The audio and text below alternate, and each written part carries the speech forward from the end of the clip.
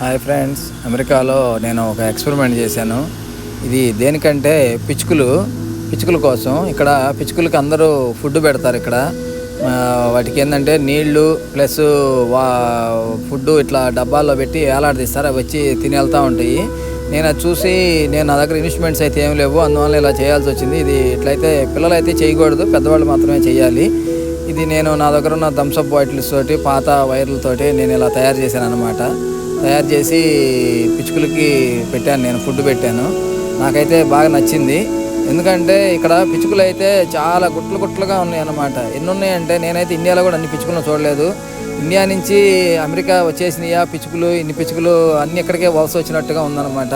నాకు ఈ వీడియో బాగా నచ్చింది. మీకు ఈ వీడియో నచ్చితే లైక్ చేయండి, షేర్ చేయండి. హాయ్ ఫ్రెండ్స్, అమెరికాలో నేను ఒక ఎక్స్పెరిమెంట్ చేశాను. ఇది దేనికంటే పిచ్చుకల కోసం. ఇక్కడ పిచ్చుకలు